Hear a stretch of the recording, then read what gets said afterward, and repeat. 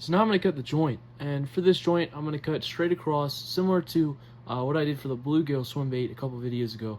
And so I'm just going to cut straight across there and then kind of shave off the corners here on this bigger piece and make a sharper tip on this end, and then on this side I'm going to kind of hollow it out to allow a pretty free-flowing action with this lure, but also a little bit of restriction with that shaving off of the joint there. So it should end up working pretty good.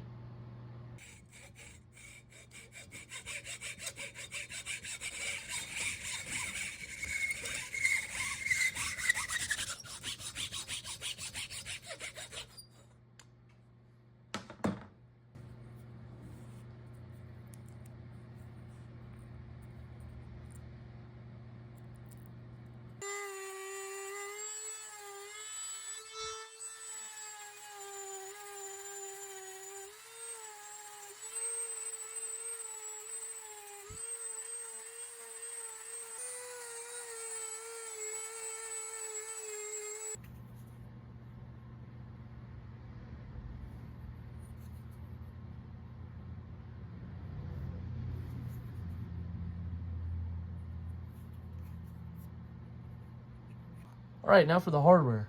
I have this old lip or spoon here from an old jitterbug that I broke. I cast it out of rock and it cracked. So I have this to use today, which is pretty cool. So this is going to go on the front here, just like that, on the bottom. And that's what will give it all of its action and allow it to have that kind of walk or shimmy on top of the water. And then for the bottom hook hanger, I have another piece from that lure that I just screwed off. It's just this little piece of hardware here with some screws that holds the treble hook on the bottom. So this would be good to help balance it out and make sure that it stays the right way up while it's in the water to add a little more weight.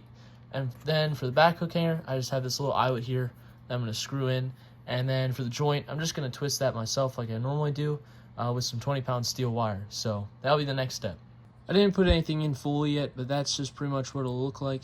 With that bottom hook hanger there with this treble hook, and then also the front lip there. And I'll try to center that the best I can to get the best action. But it looks pretty good right there. So I just put a little bit of a drilling hole in there just so when we're done clear coating and everything, it'll be easier to find the holes to be able to screw these in, because these tiny screws are not easy to work with.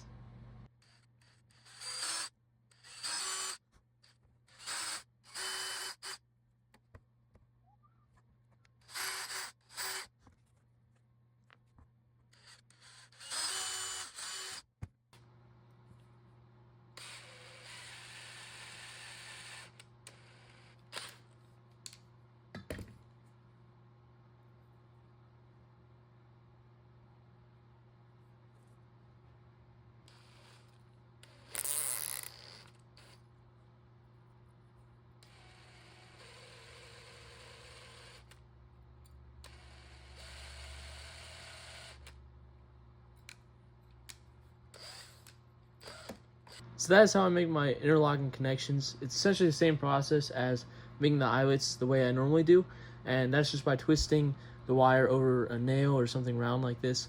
And basically then you just take your other piece of wire that you have, bend it through the other eyelet, and then twist it the same way using the same nail, and it ends up pretty neat.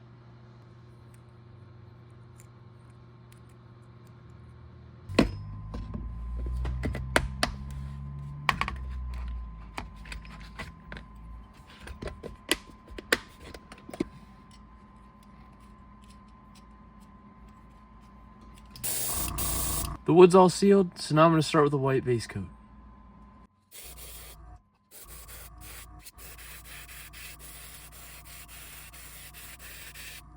The next color I'm going to add is some green to the top of it, and I'm going to add some white just to make sure it's a little lighter, and also some of this pearl lime green as well to add a little bit of metallicness to it.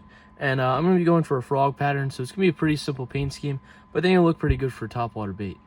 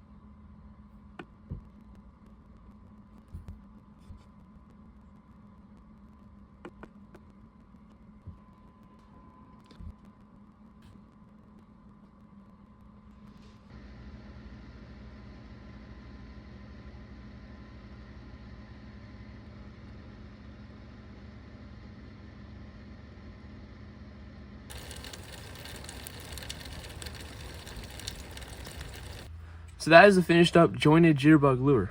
I'm really happy with how it ended up, and I think the action will end up really cool. I was intending on going and testing out this lure just like I did the last one, except today it is raining pretty hard, so I won't be able to do that. We'll just have to wait to see how it works in the future. But I think it's pretty cool how we got to use components of a broken lure and turn it into a lure that I'll actually be able to hopefully catch some fish with. So this thing was a ton of fun to make. I hope you guys enjoyed the video. Thank you guys so much for watching, and we'll see you in the next one.